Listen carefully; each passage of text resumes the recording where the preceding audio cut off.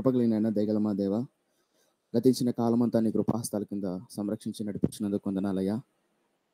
గతించిన కాలమంతా నైనా జరిగిన ప్రతి దోషాన్ని, ప్రతి పాపాన్ని రక్తం చేత కడిగి పవిత్రపరిచి, పరిశుద్ధపరిచి, సంపూర్ణంగా నీ యొక్క ఆత్మ ఏలుబడిలో నడిపించి నీ నామాన్ని మహిమ పొందుకొనమని ఈ ఉదయకాల దినాన ప్రభువా ఈ విధంగా నీతో మాట్లాడడానికి, నీతో గడపడానికి ఇచ్చిన కృపను బట్టి కృతజ్ఞతాస్తుతులు చెల్లించుకుంటూ పరిశుద్ధాత్మ దేవ సమస్తము నీ యొక్క ఆత్మ ఏలుబడిలో నడిపించమని యేసయ్య నామమున అడిగి వేడుకుంటున్నాం మా కన్న తండ్రి.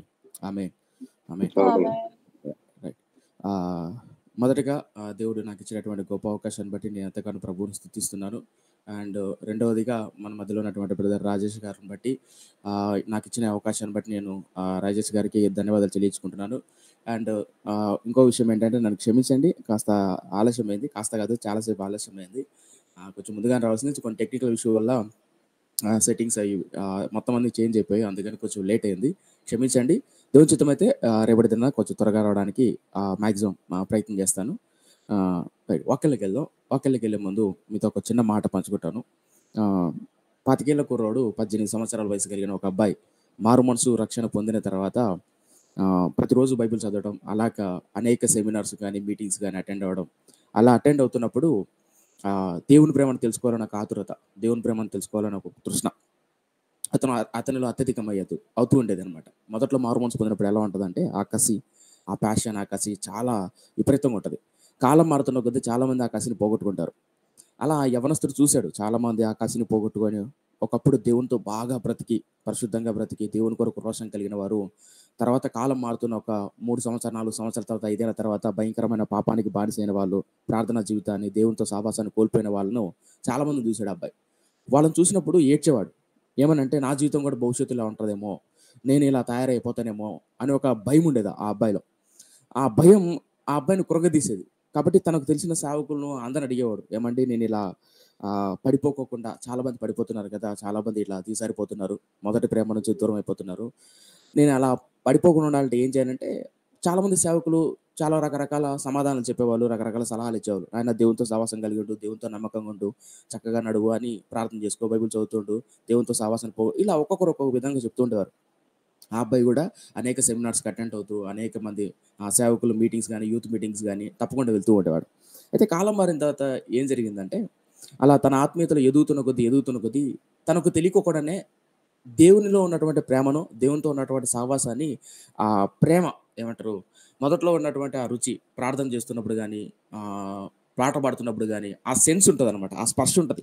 ఒక నిజమైన స్పిరిచువల్ పర్సన్కి ఏముంటుందంటే మనం ఈరోజు దేవుని సన్నిధిని అనుభవించలేదా అని ఒక స్పర్శ అనేది తగులుతుంది. ఫర్ ఎగ్జాంపుల్ మనం ఒక ప్లేట్ భోజనం తిన్నాం అనుకో, తిన్న తర్వాత కడుపు నిండింది అని మన బ్రెయిన్ చెప్తుంది.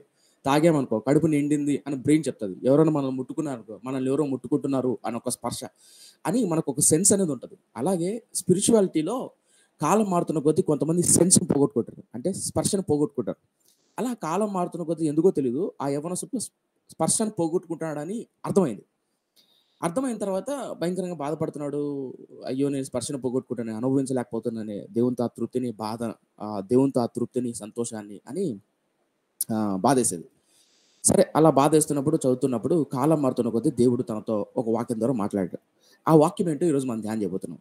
ఒక వ్యక్తి ఎప్పుడు అసంతృప్తికి, ఎప్పుడు దేవుని స్పర్శను పోగొట్టుకుంటాడు, లేదా ఇప్పుడు కరమైనటువంటి ఆలోచనలో అసంతృప్తికరమైన జీవితం గుండా వెళ్తాడు అనేది ఈరోజు మనం ధ్యానం చేయబోతున్నాం. ఇది అర్థం అవ్వాలంటే మీకు ఒక మాట చెప్పాలి. ఈరోజు ఎందుకో తెలియదు కానీ, కోఇన్సిడెన్స్ అనుకోవాలో లేదా దేవుని చిత్తం అనుకోవాలో తెలియదు కానీ, వన్ థింగ్ ఏంటంటే ఈరోజు ఎలక్షన్స్ కదా, సో మీతో ఒక చిన్న మాట చెప్తాను. అదేంటంటే ఈరోజు మనం ధ్యానం చేసుకోబోయే విషయం కూడా ఏంటంటే, ఆనాడు ఇశ్రాయేలు ప్రజలకు దేవుడు రాజుల్ని ఇచ్చాడు. ఇశ్రాయేలు ప్రజలకు రాజుల్ని ఇవ్వడం దేవుని చిత్తమా కాదా? ఒకవేళ రాజులు ఇవ్వాలి అని దేవుడు అనుకున్నాడా, లేదా ఏమైనా జరిగిందా అనేది ఈరోజు మనం ధ్యానం చేయబోతున్నాం. ఇశ్రాయేలు ప్రజలకు రాజులు ఇవ్వడం దేవుని చిత్తమా కాదా? మీరేమనుకుంటున్నారు? లేదన్నా దేవుని చిత్తమే ఇశ్రాయేలు ప్రజలకు రాజులు ఇవ్వడం అని అంటారా, లేదు అని అంటారా? మీరేమనుకుంటున్నారు? ఎవరైనా సమాధానం చెప్తారా? అంటే నేను ఒక్కనే చెప్పుకుంటూ పోతే బాగోదు కదా, నిద్రపోతున్నారో మేల్కుంటారో నాకు తెలియాలి కదా. దేవుడి చిత్తమే అంతే. దేవుని చిత్తం అంటారా రాజులు ఇవ్వడం? అవును. అవును అంటారా? ఇంకా ఎనీథింగ్ ఎల్స్? లుది అక్క?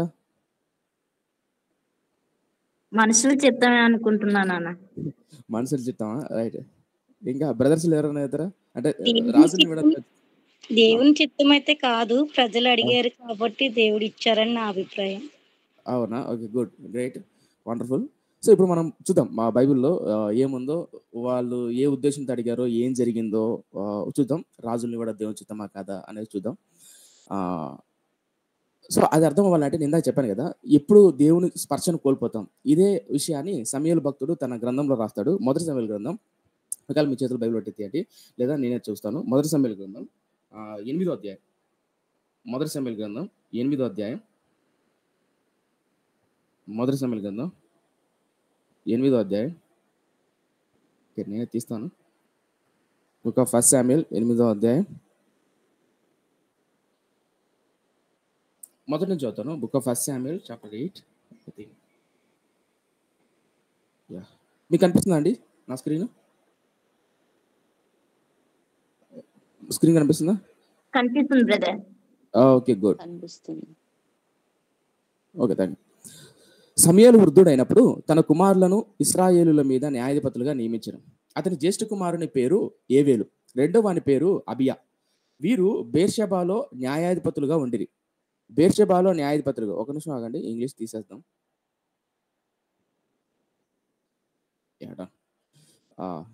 వీరు, మూడవ వచనం, వీరు బేర్షెబాలో న్యాయాధిపతులుగా ఉండిరి. అతని కుమారులు అతని ప్రవర్తనను అనుసరింపక ధనాపేక్షులై లంచము పుచ్చుకొని న్యాయము త్రిపివేయగా ఇశ్రాయేలు పెద్దలందరూ కూడి రామాలో సమూయేలు నొద్దకు వచ్చి, చిత్తగించుము, నీవు వృద్ధుడవు, నీ కుమారులను నీ ప్రవర్తన వంటి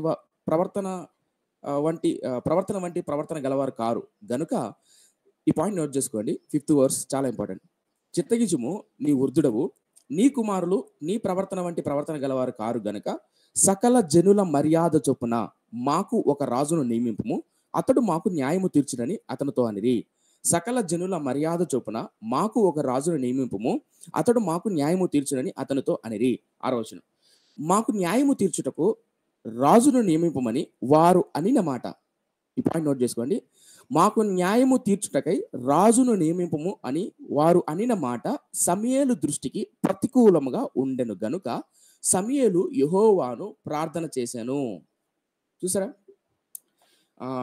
6వ వచనంలో ఇశ్రాయేలు ప్రజలు ఏదైతే చెప్పారో, మాకు న్యాయం తీర్చుటకు రాజును నియమింపమని వారు అనిన మాట సమూయేలు దృష్టికి ప్రతికూలముగా ఉండెను గనుక సమూయేలు యెహోవాను ప్రార్థన చేసెను.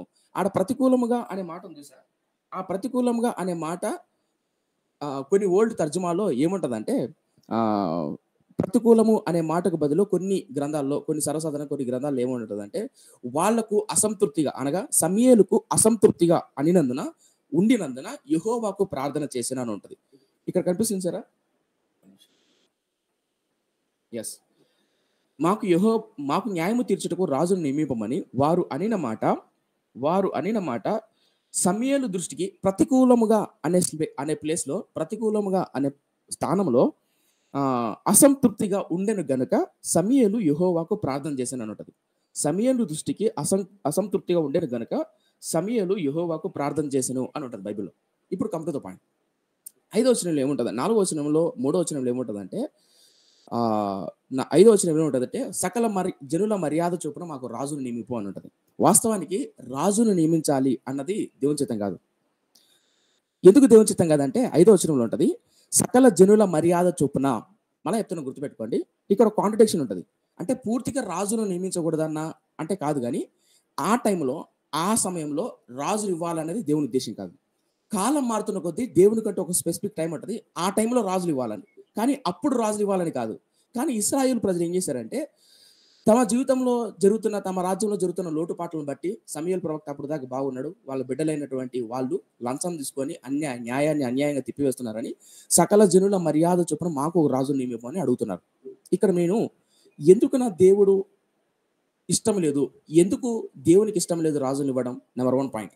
నెంబర్ 2, ఎందుకు సమూయేలుకు అసంతృప్తిగా ప్రతికూలంగా ఉండి యెహోవాకు ప్రార్థన చేశాడు, ఈ 2 పాయింట్లు చాలా ఇంపార్టెంట్.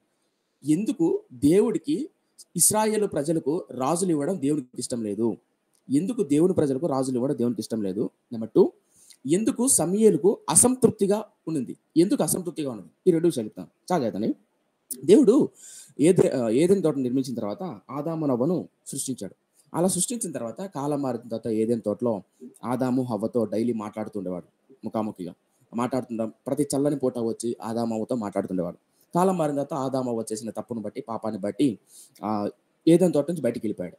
అలా బయటికి వెళ్ళిపోయిన తర్వాత వాళ్ళు దేవునితో ఉన్న సహవాసాన్ని కోల్పోయారు.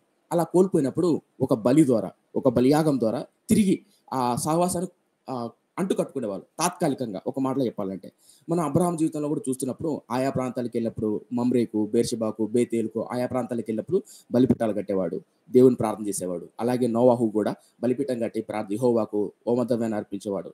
ఇలా మనం చూస్తాం పాత నిబంధన గ్రంథంలో. అంటే దేవుడు ఏదైనా తోటలో ఉన్నప్పుడు అసలు మనిషిని సృష్టించే కారణం ఏంటంటే మనిషితో సాక్షాత్తు దేవాది దేవుడే మాట్లాడాలని. సాక్షాత్తు దేవాది దేవుడే మనిషితో మనిషి ఎలా బ్రతకాలి, ఎలా జీవించాలి, ఏం చేయాలి, ఎలా తృప్తిగా బతకాలి, ఎలా ఆనందంతో బతకాలి, ఈ విషయాలన్నీ సాక్షాత్తు దేవుడే మానవునితో పంచుకునేవాడు. అయితే మానవునికి దేవునికి మధ్య పాపం అనే ఉండటం వల్ల ఎడబాస వెళ్ళిపోయింది. అలా దూరం అయిపోవడం ద్వారా ఇప్పుడు మధ్యలో ఒక బలి ఇవ్వడం ద్వారా ఆ బలి ద్వారా కాస్త తాత్కాలికంగా మాట్లాడుకునేవాళ్ళు. ఒక విధమైన స్పర్శ.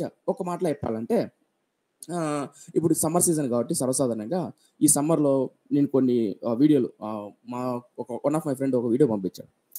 రోడ్లో బైక్లో పోతూ ఉంటే కొంతమంది వాటర్ పోసుకుంటూ వెళ్తూ ఉన్నారు అనమాట. ఎందుకు అలా వాటర్ పోసుకుంటే ఆ వేడికి తట్టుకోలేక ఆ ఉపశమనం కోసం అని చెప్పేసి కొంతమంది ఇళ్లలో ఉన్నప్పుడు తడిగుడ్డలు నెత్తిన పెట్టుకోవడం కానీ, తడిగుడ్డలు కప్పుకోవడం కానీ ఇలా చేస్తుంటారు. ఎందుకంటే పూర్తిగా చల్లగా అవుతుందని కాదు, కాస్త ఉపశమనం, కాస్త ఆ వేడి నుంచి తప్పించుకోవడానికి, కాస్త ఆ వేడి నుంచి చల్లదనం కోసం అని అలా తాత్కాలికమైన ప్రయత్నాలని చేస్తుంటారు. అలాగే దేవునితో ఈ బలియాగం అనేది తాత్కాలికమైన సంబంధం మాత్రమే. అయితే మొదట్లో ఉన్నటువంటి ఆ సహవాసం కోల్పోవడం ద్వారా ఈ తాత్కాలికమైన బలియాగం ద్వారా దేవునితో మాట్లాడేవాళ్ళు.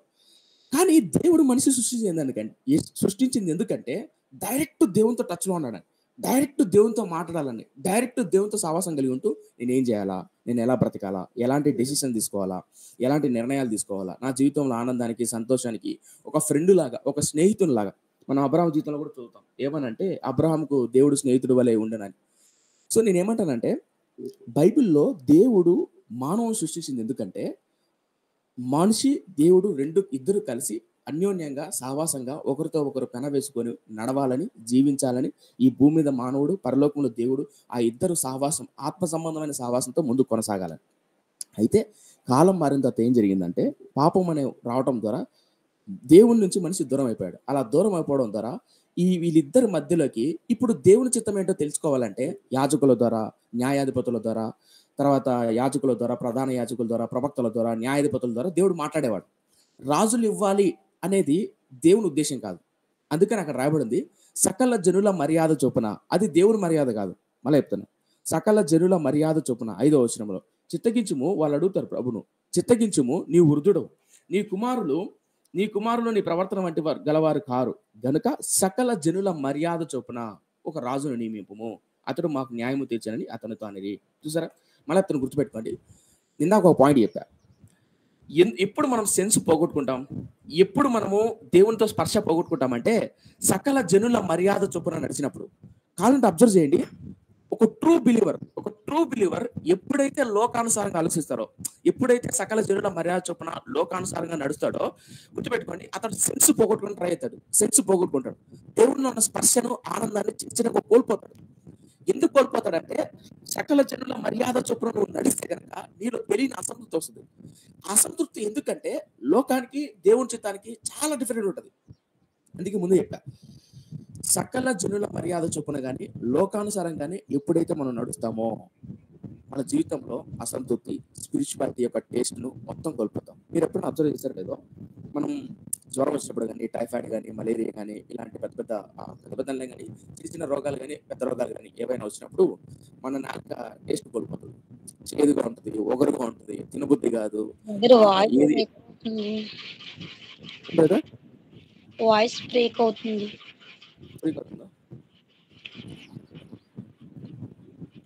హలో, సో నా సిగ్నల్ బాగుంది బ్రదర్. వస్తుందా వాయిస్? బ్రేక్ అవుతుందా? వస్తుంది. కొంచెం మౌత్ దగ్గర ఉన్నప్పుడు కొంచెం వాయిస్ పెద్దగా వస్తుంది, అర్థం అవ్వట్లేదు, వాయిస్ క్లియర్ గా ఉండట్లేదు. ఓకే. ఇప్పుడు ఓకేనా? ఇప్పుడు okay. Okay. Thank you. Okay. Thank you. Right. So, మనం ఎప్పుడన్నా రోగం గుండా వెళ్ళినప్పుడు, అనారోగ్య పరిస్థితి గుండా వెళ్ళినప్పుడు కొన్నిసార్లు మన టేస్ట్ కోల్పోతాం. మన టేస్ట్ గాని లేదా మనం ఎంజాయ్ చేయాలన్నా, పడుకోవాలన్నా, ఆనందంగా నవ్వాలన్నా, తినాలన్నా ఏం చేయలేం. ఒక తెలియని ఒక అసంతృప్తిగా ఉంటది.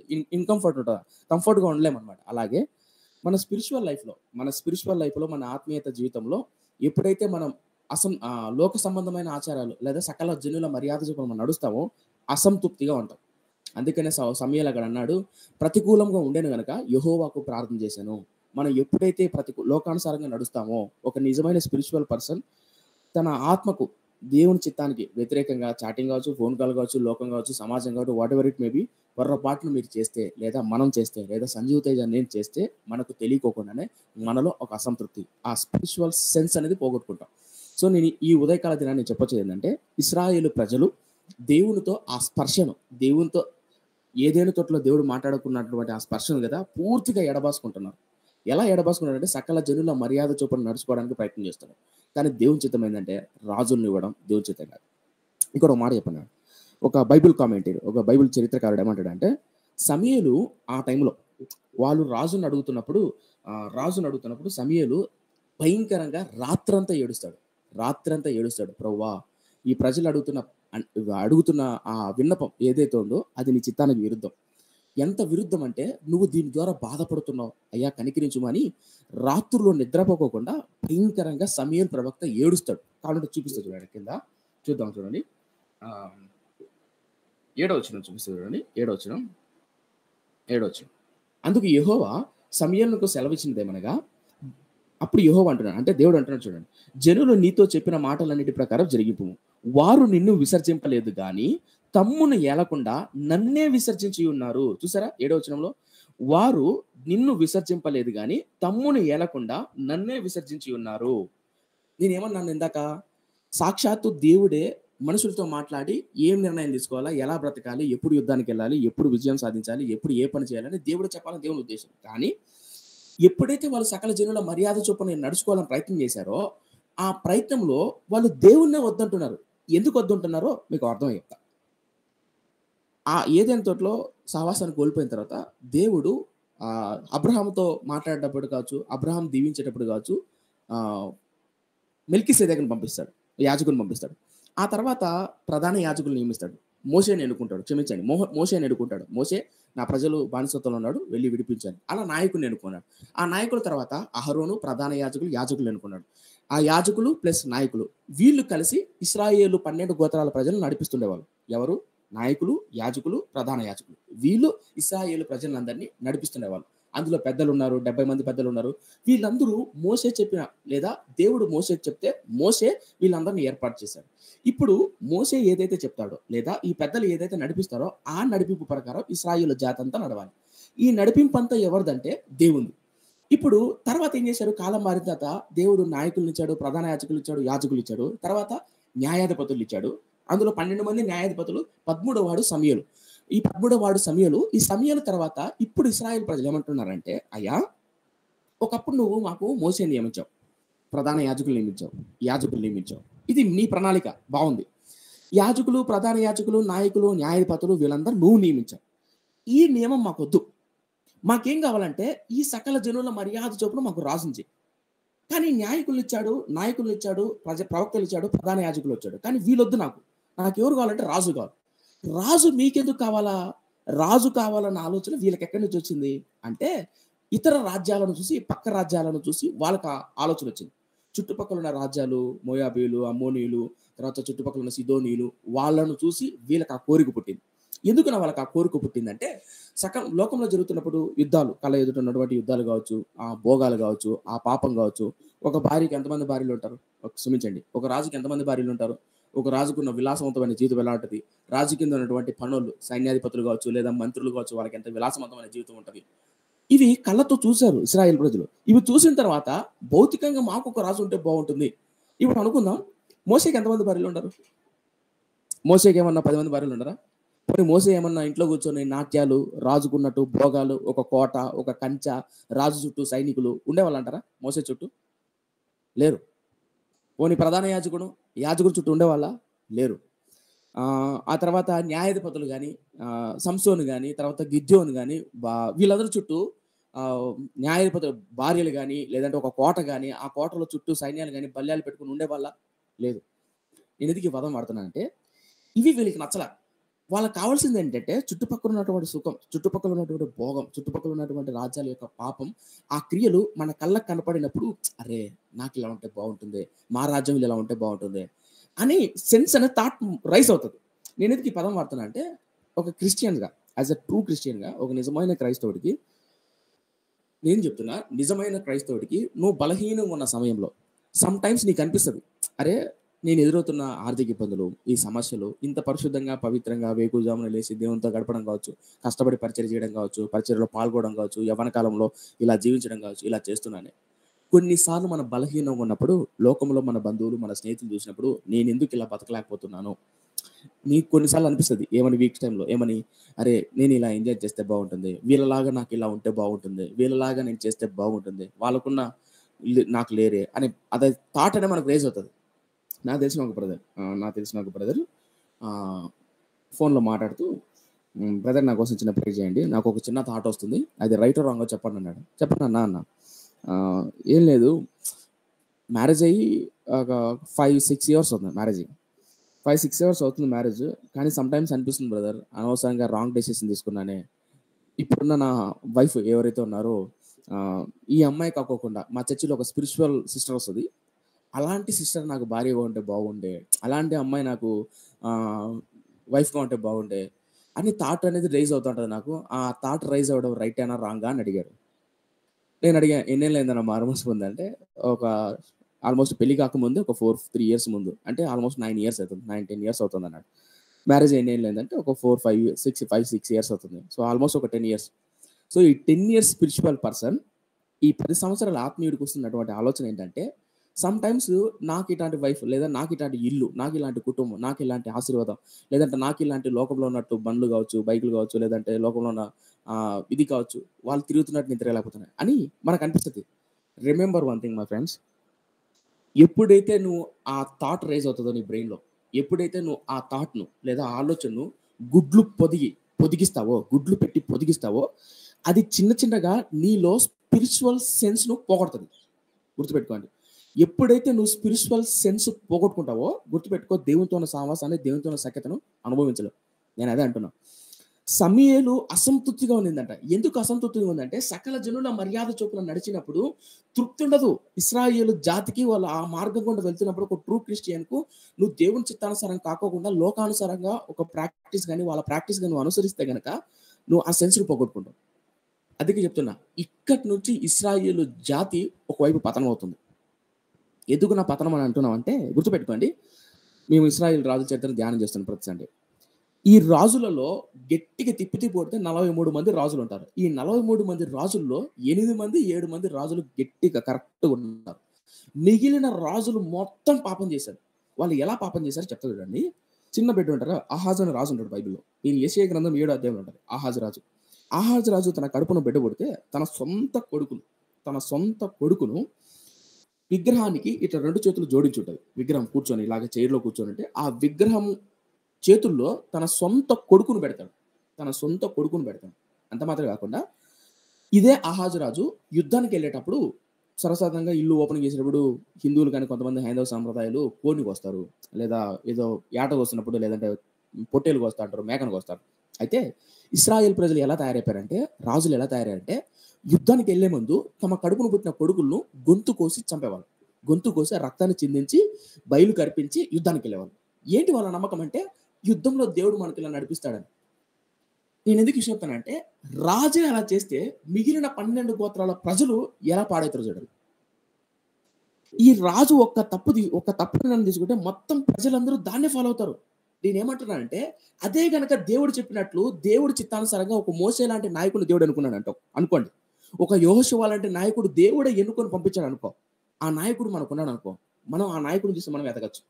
మనం ఒక నాయకుని ఎన్నుకోకూడదు నాయకుడిని. దేవుడు ఎన్నుకొని దేవుడు నడిపించాలి. దేవుడు మనం నడిపించాలా. మన నడిపింపు ప్రకారం కోరుకుంటే అందులో తృప్తి ఉండదు, అందులో ఆత్మీయత సెన్స్ ఉండదు. ఆ సెన్స్ ను కోల్పోతాం, స్పిరిచువల్ గా దిగజారిపోతాం. అందుకని దేవుడు చెప్పాడు, నన్ను విసర్జించి ఉన్నారు వాళ్ళు, ఎందుకు విసర్జించున్నారు? నేను మాట్లాడే మాటలు నచ్చట్ల, నా నడిపింపు నచ్చట్ల, నా రాజరికం, నేను ఇలా ఉండొద్దండి, ఇలా చేయొద్దండి అంటే వాళ్ళకి నచ్చట్ల. వాళ్ళకి ఎలాంటివి కోరుకుంటారు తెలుసా? రాజు, ఆ రాజు చుట్టూ కన్యకలు, ఏమంటారు, ఎవరక్కడ అంటే పరిగెత్తుకుంటూ వచ్చే చెలికత్తెలు, ఏం కావాలా, ఏం తింటారు, ఇలా సుఖం భోగం, ఇది ఇష్టపడుతున్నారు. మీరు నమ్మరేమో, కింద చూపిస్తుంది. సేమ్ ఎగ్జాక్ట్గా రాజులు వస్తే మీ జీవితాలు ఎలా తయారవుతాయో, ఎలా నాశనం అవుతారో అని దేవుడు చెప్తాడు. చూడండి ఒక మాట కింద చూపిస్తాను. ఇప్పుడు బాధపడుతున్నాడా? దేవుడు చెప్తున్నాడు, వాళ్ళు నిన్ను కాదు నాయన నన్నే విసర్జించున్నారు. కింద 8వ వచనం చూడండి, అంటున్నాడు, వారు నన్ను విసర్జించి ఇతర దేవతలను పూజించి నేను ఐగుప్తులో నుండి వారిని రప్పించిన నాటి నుండి నేటి వరకు తాము చేయిచూ వచ్చిన కార్యములన్నిటి ప్రకారం వారు నీ ఎడల జరిగించున్నారు. వారు చెప్పిన మాటలు అంగీకరించుము. ఇది సమూయేలుకు చెప్తున్నాడు దేవుడైన యెహోవా. అయితే ఇప్పుడు చూడండి 9వ వచనం ఏమంటున్నాడు, దేవుడు అంటున్నాడు సమూయేలుతో, అయితే వారిని ఏలబోవు రాజు ఎలాంటి వాడగునో ఎట్టి వాడగునో నీవే సాక్షివై వాడికి దృఢముగా తెలియజేయము. చూడండి, దేవుడు అంటున్నాడు సమూయేలు, నువ్వు వెళ్ళి చెప్పు ఇశ్రాయేల్ ప్రజలకు, మీరు రాజు అడుగుతున్నారు, ఆ రాజు వస్తే వాడు ఏం చేస్తాడో నువ్వు వెళ్ళి గట్టిగా చెప్పు. ఈ పాయింట్ నోట్ చేసుకోండి.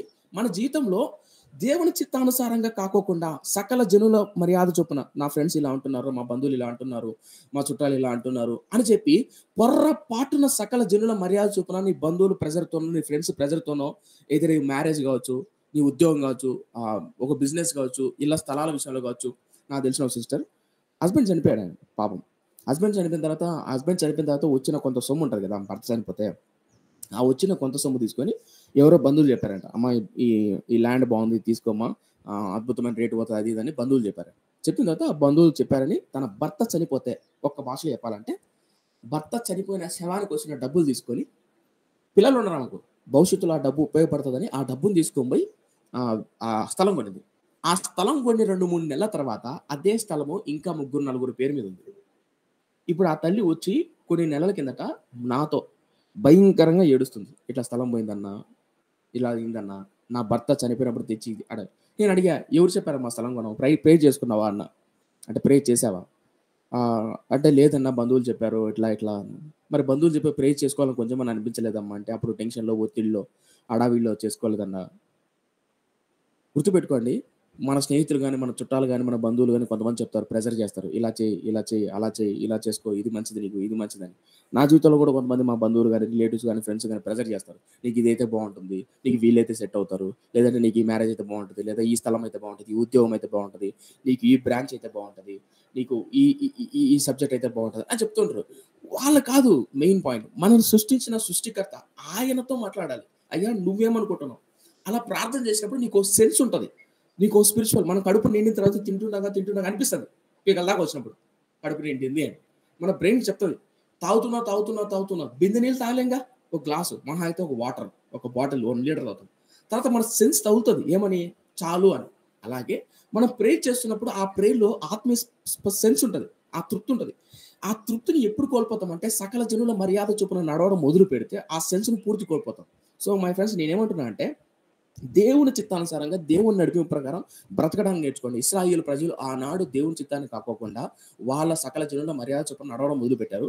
జీవితం ఆ నుంచి 43 మంది రాజులు పరిపాలిస్తే 43 మంది రాజుల్లో ఎక్కువ శాతం మంది, ఇంచుమించు 30 మంది రాజులు ఇశ్రాయేలు జాతిని నాశనం చేశారు. మీకు గుర్తుందా? అనుకుందాం, యెషయా, ఇర్మియా, యెహెజ్కేలు, విలాపవాక్యాలు, దానియేలు, హోషేయ, ఏవేలు, ఈ ప్రవక్తలందరూ ఏడ్చారు, చెప్పాడు. ఎంత ఏడ్చారంటే, అయ్యో రాజులు ఇంత భయంగా తప్పు చేశారు. ప్రవక్తలు ఎందుకు పుట్టించాడు దేవుడు? వాళ్ళు చేసిన తప్పును బట్టి, వాళ్ళు చేసిన పాపాన్ని బట్టి. అలాగే మన జీవితంలో కూడా మనం తప్పు చేసినప్పుడు, పాపం చేసినప్పుడు పరిశుద్ధాత్మ ద్వారా, ఆనాడు ప్రవక్తల ద్వారా, సేవకుల ద్వారా ఏ విధంగా నడిపించాడో పరిశుద్ధాత్మ ద్వారా మనం నడిపిస్తాడు.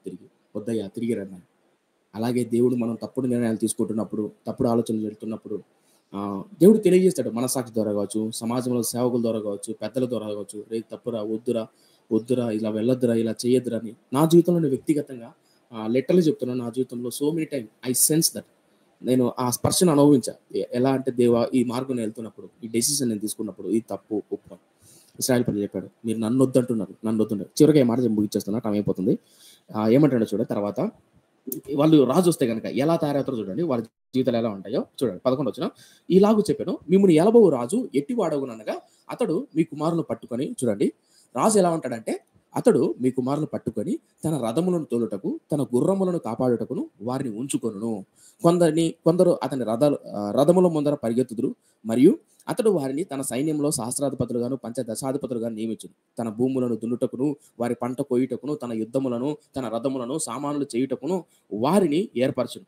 మీ కుమార్తెలను భక్ష్యకారులుగాను బోన కత్తెలుగాను రొట్టెలు కాల్చువారుగాను ఉండదు. మీ పొలములోను మీ ద్రాక్ష తోటలోను ఒలివ తోటలోను శ్రేష్టమైన వాటిని తీసుకొని తన సేవకులకు ఇచ్చును. మీ ధాన్యములోను ద్రాక్ష పండ్లలోను 10వ భాగము తీసి తన పరివార జనమునకును సేవకులకు ఇచ్చును. నీ దాసులను నీ పనికత్తెలు నీ పశువులోను గార్ధపంలోను శ్రేష్టమైన వాటిని పట్టుకొని తన కొరకు ఉంచుకొను. నీ మందులో 10వ భాగం పట్టుకొను. నీ మట్టుకు మీరు అతనికి దాసులవుదురు. ఆ దినమున మీరు చూడండి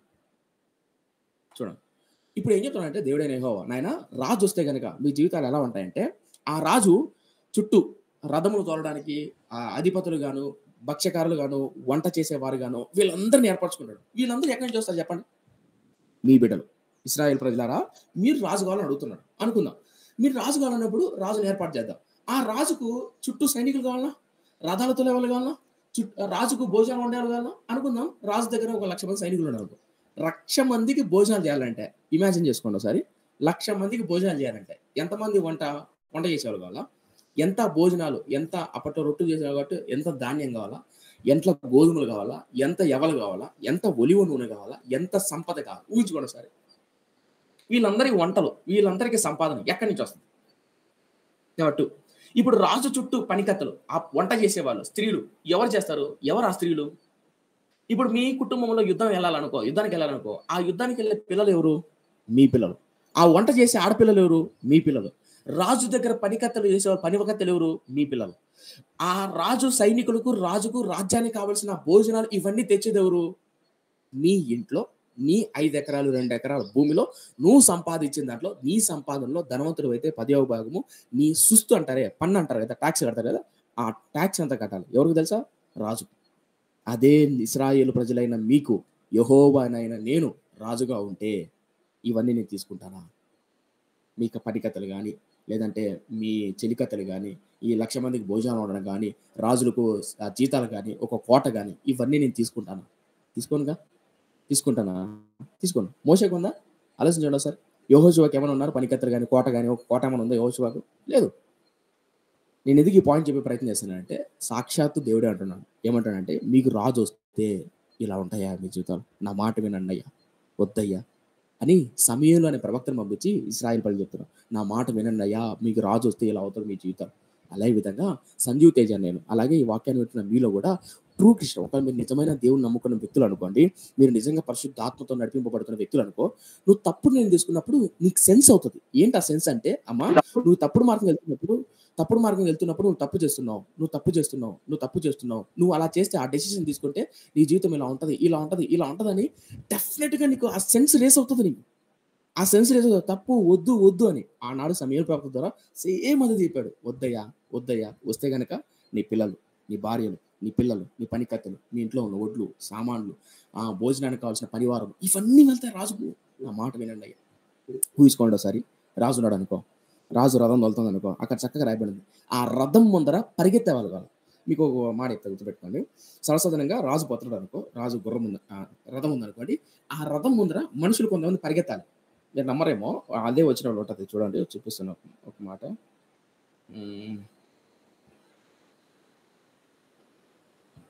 రైట్ 11 వచ్చినాం. ఈలాగు చెప్పాను, మిమ్మల్ని ఏలబవు రాజు ఎట్టివాడగును, అతడు మీ కుమారులను పట్టుకొని తన రథములను తోలుటకు తన గుర్రములను కాపాడుటకు వారిని ఉంచుకొని. తర్వాత చూడండి, కొందరు అతని రథముల ముందర పరిగెత్తుదురు. మీకు అర్థమవుతుందా? రథం పోతుంది అనుకో, ఆ రథం ముందర ఇశ్రాయేలు ప్రజలు లేదా దేవుని పిల్లలైన వీళ్ళు పరిగెత్తుకుంటూ పోతున్నారు. ఇలా ఎందుకయ్యా? ఇలాంటి జీవితం ఎందుకు? నేను మీకు రాజుగా ఉన్నాను కదా, నేను మీకు దేవునిగా ఉన్నాను కదా, నేను మిమ్మల్ని నడిపిస్తా ఎప్పుడు యుద్ధం చేయాలో. ఒకవేళ యుద్ధం అవసరం అనుకో, ఆ టైంలో ఒక గిద్యోను లాగా, ఒక యెహోషువ, ఒక సంసోను లాగా, ఒక మోషే లాగా, ఒక యెహోషువ లాగా నేను కొంతమంది నాయకులు లేవనెత్తుతా. నేను నడిపిస్తా వాళ్ళ ఆత్మతో నింపి, ఆ కాలంలో వాళ్ళు నడిపిస్తా. నేను ఆ విధంగా నడిపిస్తా, నేను వాడుకుంటాను. మీకెందుకు రాజులు? సకల జనులు మర్యాద చొప్పున ఎందుకు కోరుకుంటున్నారు? ఎన్నోసార్లు బిలీవ్ మీ, నా యవన కాలం నుంచి నేను ఎరుగుదురు, రే సంజు ఎందుకురా ఇలాంటి డెసిషన్ తీసుకుంటున్నావు, ఎందుకు వాళ్ళ మీద డిపెండ్ అవుతున్నావు, నేనున్నాను కదా నీకు, వద్దు వాళ్ళ డెసిషన్, వాళ్ళ నిర్ణయాలు అడిగి, వీళ్ళ నిర్ణయాలు అడిగి, వాళ్ళ మీద డిపెండ్ అయ్యి, వీళ్ళ మీద డిపెండ్ అయ్యి ఎందుకు నవ్వులు పాలవుతావు? నా మీద ఆధారపడు, నా దగ్గరికి రా, నీ ఆశ, నీ కోరిక నేను తీరుస్తాను అని బోల్డ్ అన్నిసార్లు దేవుడు నా సెన్స్తో మాట్లాడినట్టు. అంటే అప్పుడు మీరు అనుకుంటారేమో, అంటే ఎలా నా మాట్లాడతాడు, దయామేడు కరుణామేడు సినిమా లాగా, ఆయన బిడ్డ ఈరోజు ఇలా కావాలా అని కాదు. మీరు సినిమాలు చూసుకోకండి. ఆ సెన్స్ అనేది స్పిరిచువాలిటీలో ఆ సెన్స్ మనకు అనుభవిస్తాం. ఆ ప్రార్థనతో, దేవునితో మనం గడుపుతున్నప్పుడు, వాక్యం ద్వారా, మన సాక్షి ద్వారా ఆ స్పర్శ. నేను అదే అంటున్నాను, అలాంటి స్పర్శను దయచేసి పోగొట్టుకోకండి. ఎప్పుడు పోగొట్టుకుంటాం? సకల జనుల మర్యాద చొప్పున మీరు నడిస్తే కనుక వి lost everything from the God. మన సమస్తాన్ని పోగొట్టుకుంటాం దేవుని దగ్గర నుంచి. తిరిగి మళ్ళా ఆ తృప్తిని, తిరిగి మళ్ళా ఆ సెన్స్ని పొందుకోవడం చాలా కష్టం. నా ఫ్రెండ్స్ చాలా జాగ్రత్త. చివరిగా మాట్లాడుతాను, ముగిసిపోతున్నా. ఈ ఒక వచ్చిన చదివి ముగిచ్చేస్తాను. 12 వచ్చిన చూడండి ఏమంటుందో. 12 వచ్చిన కదా, సారీ, చూడు ఏముంది. ఇంతవరకు చెప్పాడు దేవుడు ఏమని, అయ్యా మీ 10వ భాగం మీ పిల్లలందరూ కోరుకుంటారు అయ్యా, వద్దయ్యా అన్న. విన్నారా? వెళ్ళలేదు. అప్పుడు చూడండి ఏమంటాడో, ఆ దినమున మీరు కోరుకొనినను రాజును బట్టి మీరు మొర్ర పెట్టినను యెహోవా మీ మొర్ర వినకపోవును అనెను. ఆ దినమున మీరు కోరుకొనినను రాజును బట్టి మీరు మొర్ర పెట్టినను యెహోవా మీ మొర్ర వినకపోవును. అంటే దీని అర్థం ఏంటంటే చెప్తారండి. మీరు రాజుని ఏర్పరచుకున్న తర్వాత ఆ రాజు మీ పిల్లలను, పనికత్తెలను, మీ ఒడ్లు, మీ బంగారు, మీ ఆస్తి అంతా తీసుకుంటాడు, ట్యాక్స్ కడతాడు. ఆ ట్యాక్స్ అంతా కట్టుకొని రాజు ఒక్కడు సింహాసనం మీద కూర్చొని సైనికులు పెట్టుకొని యుద్ధానికి వెళ్ళడం కావచ్చు, పన్నులు కట్టించడం కావచ్చు, ఏం చేస్తాడు. అలా చేసినప్పుడు రాజు మీ పిల్లలను బలిగా అర్పిస్తున్నప్పుడు సంథింగ్ అనుకుందాం, అహాబు ఉన్నాడు, యెజబెల్ ఉన్నాడు, వీళ్ళిద్దరు కలుసుకొని తీసుకున్న నిర్ణయాలు 10 గోత్రాల ప్రజలను 3.5 సంవత్సరం కరువు గుండా నడిపించింది. ఒక్క యెజబెలు తీసుకున్న డెసిషన్, ఒక్క యెజబెలు తీసుకున్నటువంటి పాపిష్టికరమైన నిర్ణయాల వల్ల దేవుని చిత్తం మీద భవిష్యత్తులో మనం ధ్యానం అవుతాం. యెజబెలు ఎంత భయంకర నీచురాలో. ఈ యెజబెలు అహాబు తీసుకునే నిర్ణయాల వల్ల 3.5 సంవత్సరం 10 గోత్రాల ప్రజలు కరువుతో అనుభవించారు. ఎవరు దానికి కారణం? అహాబు, యెజబెలు. ఇప్పుడు ఈ రాజులు తీసుకునే నిర్ణయాలకు ఆ శిక్ష మీరు అనుభవిస్తారు. అనుకుందాం, ఇప్పుడు మన రాష్ట్ర ముఖ్యమంత్రి ఉన్నారు అనుకో, లేదా అనుకుందాం అంతేందుకు ఇప్పుడు మన దేశ ప్రధానమంత్రి ఉన్నారు అనుకో, ఆయన ఒక శాసనం లేదా ఒక జియో లేదా ఒక గవర్నమెంట్, ఇప్పుడు ఎలక్షన్ జరుగుతున్నాయి కదా, మేబీ భవిష్యత్తులో ఏం జరుగుతుందో మనకు తెలియదు. కులాల మధ్య చిచ్చులు పెట్టి, రాజకీయాల మధ్య, మనుషుల మధ్య గొడవలు పెట్టి, మతం చిచ్చు పెట్టి గొడవలు రేపుతున్నారు. ఈ గొడవలు చిచ్చులు పెడుతున్నది ఎవరు? నాయకులు, అధికారులు. కానీ ఇక్కడ బలి అవుతున్నది ఎవరు చెప్పండి? ప్రజలే. నాయకులు ఏమైనా బలవుతారా? చక్కగా ఏసీలో కూర్చుంటారు, వాళ్ళకంటే సెక్యూరిటీ ఉంది, వాళ్ళ మీద ఈగ వాళ్ళని కూడా చంపుతారు. అంటే వాళ్ళకున్న సెక్యూరిటీ అలాంటిది. కానీ కింద కొట్టుకొని వచ్చేది ఎవరు చెప్పండి? ప్రజలే. వాళ్ళు రెచ్చగొడతారు, కింద కొట్టుకొని వచ్చేది ప్రజలే. ఈ రోజు పైన ఉన్నటువంటి రాజు అతను ఇలా బతుకుతాడు, కానీ పాడైపోయేది ఎవరు? మీరు. అలా పాడవుతున్న రోజు మీరు వచ్చి ఏడ్చారనుకో, ఏమని? అయ్యా క్షమించయ్యా, తప్పు చేశామయ్యా, రాజులు వద్దయ్యా, ఈ రాజులు తీసేయ్యా అని మొర్ర పెట్టినా నేను వినను. ఇప్పుడు మీరు రాజులు అడిగారు కదా, ఇస్తా రాజులు. ఇచ్చిన తర్వాత ఒక రోజు ఏడుస్తారు. ఎలా ఏడుస్తారంటే, ఈ రాజులు మాకు వద్దు దేవో అని ఏడుస్తారు. అప్పుడు ఏడ్చినప్పుడు నేను వినను. అది దాని అర్థం. చూడండి వాళ్ళు చదువుతా. ఇప్పుడు ఆ దినమన, ఏ దినమన? ఒక రోజు వస్తుంది ఏడ్చే రోజు. ఏ రోజు? నువ్వు తీసుకున్న నిర్ణయాన్ని బట్టి, నువ్వు తీసుకున్న డెసిషన్ బట్టి. ఆ దినమన మీరు కోరుకున్న రాజును బట్టి మీరు మొర్ర పెట్టినను యెహోవా మీ మొర్ర వినకపోవును అనెను. అయినను 19 చూడండి, అయినను జనులు సమూయేలు యొక్క మాట చెవిన బెట్టనొల్లక అలాగు కాదు. ఇమాజిన్ చేస్తారా? సమూయేలు ప్రవక్త అంత చెప్తున్నాడు, రే వద్దరా, ఒక రోజు వస్తుంది, ఏడ్చే రోజు వస్తుంది, నా మాట వినంటే వినలా. సమూయేలు చెప్పిన మాట ఎంత చెప్పినా వినబెట్టక, చెవున పెట్టక తీసుకున్నారని మీరు బాగా అబ్జర్వ్ చేయండి. నాకు కొంతమంది మెసేజ్ చేస్తాను, కొంతమంది యూత్ తెలంగాణ ప్రాంతం నుంచి, ఖమ్మం నుంచి ఒక అబ్బాయి మెసేజ్ చేశాడు. కొంతమంది ఎలా అడుగుతారంటే, అన్న నేను ఒక అమ్మాయిని ప్రేమించాను, అది దేవుని చిత్తమో కాదో కనుక్కొని చెప్పాను అని అంటారు. చెప్పిన తర్వాత ఇప్పుడు చాలా చేస్తాడు, పీకల దాకా మునుగుతారు. కొంతమంది పీకల దాకా మునుగుతారు ఆ ప్రేమ అనే లోయలో ఉంటుంది, ఆ బురదలో మునిగిన తర్వాత, అన్న అన్న నీ దేవుని చిత్తమా కాదో చెప్పాను. ఇలాంటి వాళ్ళకు సాక్షాత్తు పరలోకం నుంచి గాబ్రియల్ దేవదూత వచ్చి, నాయన ఇది తప్పు అన్నారు అనుకో, వినరోళ్ళు పైకి అడుగుతారు అంతే. ఏంటంటే ఒక ఏమంటారు, అడగాలి కాబట్టి, దేవుని చిత్తం కనుక్కోవాలి కాబట్టి, ప్రార్థన చేయాలి కాబట్టి అని మాట వరుసగా అడుగుతారు కానీ వాళ్ళ నిర్ణయం తీసుకుంటారు. వాళ్ళు వినరు, ఎందుకంటే వాళ్ళు ఆల్రెడీ పీకల్లోతు మునిగిపోయారు. నేనేమంటానంటే, కొంతమంది మనుషులు ఎలా తయారంటే, క్రిస్టియన్స్ కావచ్చు, కొంతమంది దేవుని నమ్ముకున్న వ్యక్తులు వాళ్ళ డెసిషన్స్, వాళ్ళ నిర్ణయాలు తీసేసుకుంటారు, పీకల్లోతు మునిగుంటారు. ఇది చేయాలా, నా జీవితంలో ఎలాగైనా ఇది చేయాలా అని మునిగుండి పైకి మాట వరుసగా అడుగుతారు. అయ్యగారు మీరేమంటారు? బ్రదర్ ఇది దేవుని చిత్తమా కదా అని మాట వరుసగా అడుగుతారు. గుర్తుపెట్టుకోండి, అలా మాట వరుసకు అడిగేవాళ్ళు, మాట వరుసకు వినేవాళ్ళు ఎంత చెప్పినా వినరు. నా జీవితంలో ఈ సేవ పరిచర్యలో బోల్డ్ ఎంతమంది చూసాను, బోల్డ్ ఎంతమంది. నాకు తెలిసిన ఒక సిస్టర్ ఇలాగే మా నాన్నగారిని అడిగేది, అయ్యగారు దేవుని చిత్తమా కాదు, మా వద్దమ్మా వద్దమ్మా వద్దమ్మా వద్దాం వినలేదు. ఒకటిన్నర సంవత్సరం వద్దమ్మా వద్దమ్మా వద్దమ్మా వద్దమ్మా. పూర్వమిల్ల నుంచి ఒక బ్రదర్, అన్న నేను ఒక అమ్మాయిని ప్రేమిస్తున్నాను, అయితే ఆ అమ్మాయి నన్ను ఇంతకుముందు మోసం చేసింది, కానీ ఇప్పుడు తిరిగి ఆ అమ్మాయి నేను బాధపడుతున్నాను, సారీ నన్ను క్షమించు, తిరిగి రా మనం పెళ్లి చేస్తున్నాం అని అడిగిందంట. నేను అన్నా, బ్రదర్ మీకు ఇష్టమేనా అంటే, ఇష్టమే బ్రదర్, ముందు నుంచి నేను అమ్మాయిని ప్రేమిస్తున్నాను బ్రదర్ అన్నాడు. సరే ఇప్పుడు నేను ఏం చేయమంటావు బ్రదర్ నేను అడిగాను. అంటే మీరు దేవుని చిత్తంగా అనుకొని ప్రార్థన చేసి చెప్పండి అన్నా అన్నాడు. సరే ఒక ప్రశ్న అడుగుతానన్నా, నువ్వు ఎందుకు ప్రేమించావన్నా అంటే, చిన్నప్పటి నుంచి మేము బంధువులం అన్నా, నాకు మరదలు అవుతుంది, ఇట్లా ప్రేమించానన్నా, కలిసి సరే అన్న కలిసి ఉన్నారు కదా. సరే ఇప్పుడు ఆ అమ్మాయి నేను మోసం చేసింది అన్నా కదా, ఏ మోసం చేసింది అన్నా అంటే ఇప్పుడు చెప్పాడు మోసం ఏంటంటే, ఆ అమ్మాయికి ఆల్రెడీ పెళ్ళి అయిందంట. ఆ పెళ్ళైన హస్బెండ్ దగ్గర కూడా ఇప్పుడు చక్కగా లేదంట. ఆ హస్బెండ్ పెళ్ళి ఉండగానే ఇంకొక పురుషుడితో చాటింగ్ చేస్తాను, ఫోన్ చేస్తాను, ఇద్దరి మధ్య గొడవలు, అది విడిపోయిన తర్వాత ఇప్పుడు ఆ అమ్మాయి బావగాల్సి వచ్చినాడు. మరి ముందెందుకు చేసుకోలేదు బ్రదర్ అంటే, ముందు ఇతనికి ఉద్యోగం లేదని ఇతను వద్దని చెప్పి ఇంకొక వ్యక్తిని చేశారు. ఇప్పుడు ఆ అబ్బాయిని మోసం చేసిందని ఇప్పుడు మళ్ళీ ఈ అబ్బాయి కావాల్సి వచ్చింది. ఇప్పుడు నన్ను అడుగుతున్నాడు, దేవుని చిత్తం చెప్పండి బ్రదర్ అని. ఇప్పుడు చెప్పండి. ఇప్పుడు నేను చెప్పా, అన్న వద్దన్నా వద్దు బ్రదర్, దేవుడు మీ జీవితం పట్ల గొప్ప ప్రణాళికలు ఉన్నాడు, ఎందుకు అలా ఇలా అని చెప్పి మాట్లాడేందుకు కొన్ని మాటలు చెప్తే మళ్ళీ ఒక వారం తర్వాత ఫోన్ చేశాడు. మళ్ళీ వారం తర్వాత, అన్న ఇంకొకసారి కనుక్కొని చెప్పండి అన్నా. సరే మళ్ళీ చెప్పా. మళ్ళీ ఇంకో 2 వారాల తర్వాత మళ్ళీ ఫోన్ చేసాడు, అన్న ప్రార్థన చేయండి అన్న దానికోసం, నేను అమ్మాయి అంటే ఆ ప్రేమ నుంచి బయట పడలేకపోతున్నాను అన్న, ఇంకోసారి ప్రార్థన చేసాడు. గుర్తుపెట్టుకోండి, ఎన్నిసార్లు ప్రార్థన చేసినా దేవుని చిత్తం ఒకేలా ఉంటుంది, మారదు. కానీ ఇప్పుడు ఆ అబ్బాయి ఎందుకు బయట రాలేకపోతున్నాడంటే, పీకల్లాగా మునిగి ఉన్నాడు. వినరు. నేను అదే మాట్లాడుతున్నా. ఇశ్రాయేలు ప్రజలు సమూయేలు ఎంత చెప్పినా ఒరే భయంకరమైన రోజు వస్తుందా, మొర్ర పెట్టే రోజు, ఏడ్చే రోజు వస్తుంది, వినండి నా మాట. ఎలా ఎందుకు వినలేదంటే పీకల్లోతు మునిగిపోయారు. సో ఫైనల్గా నేను మాట చెప్తాను, గుర్తుపెట్టుకోండి.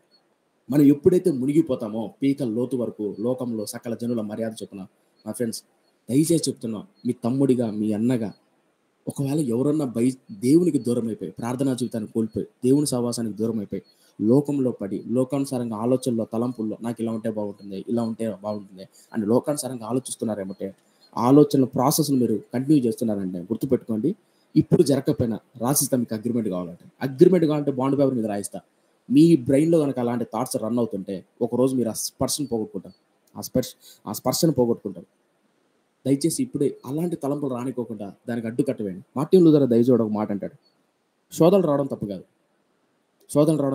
ఆ శోధనలో పొదగడం తప్పు. అంటే ఇప్పుడు మన నెత్తి మీద ఆకాశంలో ఆ పక్షులు ఎగురుతున్నాయి అనుకో, తప్పలేదు, అవి ఎగురుతుంటాయి పోతుంటాయి, మన ప్రమేయం లేదు. కానీ అదే పక్షులు మన నెత్తి మీదకి వచ్చి గూడు పెట్టి గుడ్లు పెడతాయి అనుకో, తప్పు. సో దయచేసి అంతవరకు రాణించుకోకండి. మీ తలంపుల్లో, మీ ఆలోచనలో సకల జనుల మర్యాద చొప్పున వాళ్ళ డ్రెస్ వేస్తే బాగుంటుంది, వీళ్ళ హెయిర్ స్టైల్ వేస్తే బాగుంటుంది, వాళ్ళని ఉంటే బాగుంటుంది, వీళ్ళ నడిస్తే బాగుంటుంది, వాళ్ళకున్నట్టు నాకుంటే బాగుంటుంది, దయచేసి అనుకోబాకండి. ఎప్పుడు ఒకటే కోరుకోండి, దేవునితో గడుపుతూ, ప్రభువా నాకు నీ చిత్తానుసారంగా నాయకుడు కావాలి, నాకు నీ చిత్తానుసారంగా ఇశ్రాయేలు ప్రజలు అడిగింటే ఎంత బాగుండేదో, ఇంకొకలా ఉండేది చరిత్ర. కానీ వాళ్ళు అడుగుతున్నారు, అయ్యా నువ్వు మాకొద్దు, మాకు రాజులు కావాలి. ఒక రోజు వస్తుంది ఏడ్చే రోజు, మీ నమ్ముతారో సమయం చూపించాలా, దేవుని చిత్తమైన తర్వాత రానుంది చూపిస్తాను. సెకండ్ క్రానికల్స్లో ప్రవక్తల గ్రంథాల్లో ఉంటుంది. ఏమంటుంది తెలుసా, ఇశ్రాయేలు ప్రజలు యెహోయాకీను, సిద్కియా, యెహోయాజు రాజులు వస్తారన్నమాట. ఈ రాజులు పెడుతున్న హింసను చూసి ప్రజలు ఏడుస్తారు, భయంకరంగా ఏడుస్తారు. అప్పుడు చెప్తారు దేవుడు మళ్ళీ ఏమని తెలుసా, ఒకప్పుడు నేను చెప్పే సమయాలు ప్రవక్త విన్నారా నా మాట, వినలేదు కదా, ఇప్పుడు అనుభవించారు. ఈ ప్రవచనము 400-500 సంవత్సరాల తర్వాత మనం నెరవేరుతుంది. ఇప్పుడైనా ఆ దినమున మీరు యెహోవాకు మొరపెట్టిన ఆయన విన్నానంటే ఈ మాట చూసా, ఈ మాట 500 సంవత్సరాల తర్వాత ఇశ్రాయేలు ప్రజలు ఎగ్జాక్ట్గా మొరపెడతారు. ఫైనల్గా నేను చెప్పొచ్చేది ఒక సేవకుడిగా, ఈ రోజు మీ జీవితాల్లో ఒక సకల జనుల మర్యాద చొప్పున నడిస్తే, ఈ వాక్యాన్ని చెప్తున్నా, నేనైనా నువ్వైనా ఎవరైనా సరే, ఏ క్రైస్తవుడైనా ప్రపంచంలో సకల జనుల మర్యాద చొప్పున నడిస్తే ఆ సెన్స్ను పోగొట్టుకున్న తర్వాత ఒకరోజు ఏడుస్తావు, అయ్యా నీ ప్రభావాన్ని, నీ ఆత్మను, నీ శక్తిని, ప్రార్థనా జీవితాన్ని కోల్పోయానయ్యా అని ఏడుస్తావు సరే. అలా ఏడ్చినప్పుడు తిరిగి పొందుకోవడం చాలా కష్టం. అందుకని హెబ్రీయులకు రాసిన పత్రికలో అంటాడు భక్తుడు, కొంతమంది మారు మనసు పొందకపోయినా బాగుండే అంటాడు పేతురు. కాబట్టి దయచేసి మనం స్పిరిచువల్గా ఆత్మీయంగా ఎదుగుతున్నప్పుడు జాగ్రత్త కాపాడుకుందాం, సకల జనుల మర్యాద చొప్పున కాకుండా. సో ఫైనల్గా ఇశ్రాయేలు ప్రజలకు రాజును కూడా దేవుని చిత్తమా కాదు, ఆ టైంలో ఆ ఉద్దేశంలో దేవుని చిత్తం, రాజును కూడా దేవుని చిత్తం కాదు. ఎప్పుడు ఇవ్వాలో, ఏమి ఇవ్వాలో, ఎలా ఇవ్వాలో దేవుని సంకల్పం. అలాగే మనకు కూడా మనం తీసుకున్న డెసిషన్ ఎప్పుడు సకల జనుల మర్యాద చొప్పున తీసుకోకూడదు. అంటే అన్న వాళ్ళు ఇలా ఉన్నారన్నా, వీళ్ళు ఇలా నడుస్తున్నారన్నా, అంటే వాళ్ళు ఇట్టున్నారన్నా, వీళ్ళు కాదు. వర్డ్ ఆఫ్ గాడ్, దేవుని వాక్యం, దేవుని చిత్తం, దేవుని సంకల్పం ఏంటి అనేది ఆలోచించండి. సో ఈ విషయం మర్చిపోకండి మై ఫ్రెండ్స్. కాబట్టి ఎవరైనా మీలో మన మధ్యలో ప్రభు నిజమే అన్న, నాకు ఆ థాట్స్ ఉన్నాయన్న, అలా ఉంటే బాగుంటుంది, ఇలా ఉంటే బాగుంటుంది, కొన్నిసార్లు నాకు కనిపిస్తుంది అన్న, కొన్నిసార్లు ఆ థాట్స్ని జయించలేకపోతున్నాను అన్న, కొన్నిసార్లు నేను కూడా నా ఫ్రెండ్స్ కాలేజీకి వెళ్తున్నప్పుడు, స్కూల్ వెళ్తున్నప్పుడు ఒక మాట చెప్పనివ్వండి. నేను బీటెక్ చదివేటప్పుడు మా కాలేజ్ వరండాలో ఆ బాయ్స్ అందరూ మాట్లాడుకుంటుంటారు కదా. కొంతమందికి ఒక జబ్బు ఉంటుంది. ఏంటి ఆ జబ్బు అంటే, అమ్మాయిలు కూడా కొంతమందికి ఒక జబ్బు ఉంటుంది. మేము బాయ్స్ అందరూ మాట్లాడుకుంటున్నప్పుడు సడన్గా ఎవరైనా ఒక అమ్మాయి వచ్చారనుకో, కొంతమంది అబ్బాయిలు ఎందుకో బిహేవియర్ మారిపోతుంది. జోబులో చేయి పెట్టుకోవడం, జోక్స్ వేయడం, మాట్లాడుకోవడం, ఆ బిహేవియర్ మారిపోతుంది. ఒకసారి మేము మా చర్చి వాళ్ళందరం తలకోనకి వెళ్ళాం. అంటే చిత్తూరు జిల్లాలో తలకోన వాటర్ ఫాల్ ఉంటుంది. చిన్న టూర్ లాగా వెళ్ళాం. వెళ్ళిన తర్వాత అందరూ వాటర్ ఫాల్లో అదే ఎంజాయ్ చేస్తున్నారు. వాటర్ అంతా మీద పడుతుంది, బాగా చేస్తున్నారు. ఇంతలో అబ్బాయిలందరూ ఒక పక్క అదే తడుస్తున్నారు, ఆడుకుంటున్నారు నీళ్ళలో. ఇంతలో ఒక అమ్మాయి అటుగా నడుచుకుంటూ పోతుంది.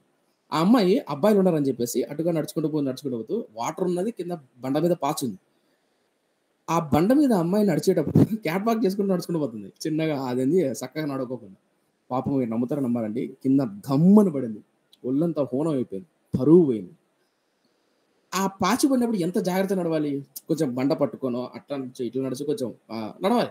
కానీ స్టైల్గా నడిచామనుకో, అక్కడ ఎందుకు స్టైల్గా నడవాల్సి వచ్చింది, పక్కన ఎవరో ఉన్నారని ఇంప్రెస్ చేయాలని. As a teenagers, as a youth కున్న తత్వం ఏంటంటే, జనరల్గా మనకు థాట్ రైజ్ అవుతుంది. మనం వేసుకున్న బట్టలు కానీ, మన హెయిర్ స్టైల్ కానీ, సంథింగ్ ఏముంటుంది, ఎలా ఉంటుందంటే, ఎవరినో ఇంప్రెస్ చేయాలా, సకల జనులు వాళ్ళు ఇలా ఉన్నారు, వీళ్ళు ఉన్నారే అనే థాట్ రైజ్ అవుతుంది. దయచేసి ఇలాంటి ఏమంటారు ప్రాక్టీస్ కూడా వెళ్ళాలని, ఇలా వెళ్తే పోను మన సెన్స్ను పోగొట్టుకుంటాం, స్పిరిచువాలిటీని పోగొట్టుకుంటాం. ఇప్పుడు తెలియదు మనకు, ఇప్పుడు ఏం కనిపించదు. కాలం మారుతున్న కొద్దీ దేవుడితో సాహసం కోల్పోతాం. దయచేసి ఈ విషయాన్ని గుర్తుపెట్టుకోవాలి. ఇలాంటి జబ్బు మన కాలేజీకి వెళ్తున్నప్పుడు, స్కూల్కి వెళ్తున్నప్పుడు, కొలీగ్స్ దగ్గర కానీ ఇలా ఇంప్రెస్ చేయాలి కానీ, వాళ్ళ ఉండాలి వీళ్ళ ఉండాలి థాట్ కానీ దయచేసి రాని వాకండి. ఉంటే కనుక ప్రభుత్వం పశ్చాత్తాపడి, అయ్యా సకల జనుల మర్యాద చొప్పున వద్దయ్యా, నీ చిత్తానుసారంగా నడుస్తానయ్యా, దయచేసి నాకు అట్టి కృపని అయ్యా అడుగుదాం ప్రభు. చిన్న ప్రార్థన చేద్దాం. పరిశుద్ధుడా నా కన్న తండ్రి, కృపగలిగిన దయగల మా దేవ, అయ్యా విత్తబడిన మాటలు నాలో మాలో నిరంతరంగా ఫలింపచే. ఇశ్రాయేలు ప్రజలకు నాయన రాజులు కావాలి అని అడిగారు. అది నీ చిత్తమా? సమయల్ ప్రవక్త రాత్రంతా ఏడ్చాడు. అది నీ ప్రతికూలం, అది అసంతృప్తినిస్తుంది అని ఏడ్చాడు. వద్దయ్యా, రాజులు వస్తే ఎలా ఉంటుందో, భవిష్యత్తు దారుణంగా ఉంటుందయ్యా, నా మాట వినండి అయ్యా అంటే వినలేదయ్యా. ఈరోజు సంజీవ్ తేజ, నేను అలాగే ఈ వాక్యాన్ని వింటున్న బిడ్డలు మేము తండ్రి, నువ్వు చెప్తున్నప్పుడు నీ మాట నువ్వు మాట్లాడుతున్నప్పుడు నీ మాట ప్రకారం కాకుండా నా ఇష్టంగా బ్రతకని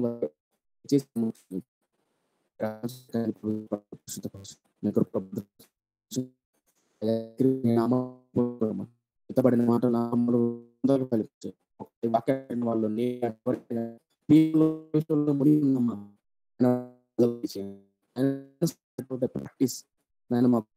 practice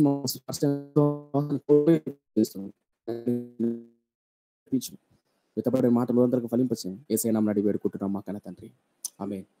right, thank you friends. చివరిగా ఒక మాట. సో ఈరోజు మనం ఈ విషయం పైన టుమారో కూడా చిన్న మాట మీతో పంచుకుంటాను. ఇదే రాజులు ఉన్నారు కదా ఇశ్రాయేల్ ప్రజలు, ఒకవేళ రాజులు అడిగారు కదా. సో ఇప్పుడు రాజులు అడిగారు, ఈ రాజులు ఎలా ఉండాలి, ఒక రాజు అవ్వాలంటే, ఇశ్రాయేల్ ప్రజలకు రాజు అవ్వాలంటే ఏం కావాలి? ఎవరైనా ఒక చిన్న మాట చెప్తారా? అంటే అడుగుతాను, ఏమైనా ఐడియా ఉందా? ఇశ్రాయేల్ ప్రజలకు రాజు కావాలంటే ఎలాంటి వాళ్ళు రాజు కావాలి? ఇప్పుడు ఫర్ ఎగ్జాంపుల్ మీరు గవర్నమెంట్ జాబ్ పెట్టారండి, టీచర్ గవర్నమెంట్ డిఎస్సి నోటిఫికేషన్ వదిలే అనుకో, వదిలిన తర్వాత వెళ్ళారు పని, కూలి పని చేసుకునే వాళ్ళు, 10th క్లాస్ ఫెయిల్ అయిన వాళ్ళు వెళ్ళారు అనుకో, సార్ నాకు టీచర్ ఉద్యోగం ఏంటి సార్ అని ఇస్తారా? మీరు చదువుతున్నారా ఏంటి? ఇస్తారా? ఇవ్వరు. రైట్. ఎవరికి ఇస్తారు జనరల్గా? అంటే నేను ఏమంటున్నానంటే, ఒక గవర్నమెంట్ జాబ్ కానీ, ఒక సర్టెన్ ఏదన్నా కానీ, ఒక బిజినెస్ ఒక క్వాలిటీ అనేది ఉంటుంది, క్వాలిఫికేషన్ అని ఉంటుంది. ఆ క్వాలిఫికేషన్ లేకుండా మీకు జాబ్ ఇవ్వరు. ఇప్పుడు నా క్వశ్చన్ ఏంటంటే, ఇశ్రాయేల్ ప్రజలకు ఇప్పుడు రాజును నియమిస్తారు కదా, ఆ రాజును నియమించిన తర్వాత ఎలాంటి క్వాలిఫికేషన్స్ ఉండాలి? నెంబర్ 2, వాళ్ళు ఎలాంటి వాళ్ళై ఉండాలి, ఎలాంటి క్వాలిఫికేషన్ కలిగి ఉండాలి, వాళ్ళు ఏం చేయాలి? తెలుసా ఎవరికన్నా? హలో, వినిపిస్తుందా అండి? ఓకే, రేపటి దినాన్ని మనం ఆ విషయం ధ్యానం చెబుతున్నాం. సో ఎలాంటి వ్యక్తులు రాజు? ఇప్పుడు మీరు అడగచ్చు, అన్న ఇప్పుడు అవి నేర్చుకున్నాం అనుకో, ఎలాంటి క్వాలిఫికేషన్ ఉంటే రాజుగా ఎన్నుకుంటాడు దేవుడు అని. అంటే ఇప్పుడు మనం రాజులం కాదు కదా, రాజులు అవ్వాలని లేదు కదా. గుర్తుపెట్టుకోండి, మన కుటుంబంలో ఒక అధికారిగా ఉండాలంటే, మన సమాజంలో, మన సంఘంలో, సమాజంలో, మన బంధువులు ఎదుట ఒక అధికారిగా ఉండాలంటే ఈ క్వాలిటీస్ ఉండాలి. మన బంధువులు ఎదురుకెళ్ళినప్పుడు, నువ్వు ఎలా ఎదిగావు ఇంత గొప్పగా, నువ్వు ఎలా దీవింపబడ్డావు, ఎలా దీపబడ్డానంటే బైబిల్లో ఇశ్రాయేలు ప్రజలకు రాజులు కొన్ని క్వాలిటీస్ చెప్పారు. ఆ క్వాలిటీస్ నీలో ఉంటే కనుక రాసిస్ agreement definitely you become a leader, ఒక నాయకుల లక్షణం. కాబట్టి ఈ విషయం మర్చిపోకండి. రేపటి దినాన ఆ విషయం మనం ధ్యానం చేయబోతున్నాం. So don't miss it. అలాగే మీకు తెలిసిన వాళ్ళు కూడా ఈ విషయాన్ని తెలియజేయండి. అలాగే నా కొరకు కూడా ప్రార్థన చేయండి. Okay, over to brother Rajesh గారికి ఈ సమయాన్ని అప్పగిస్తుంది. Thank you brother, once again thank you to all.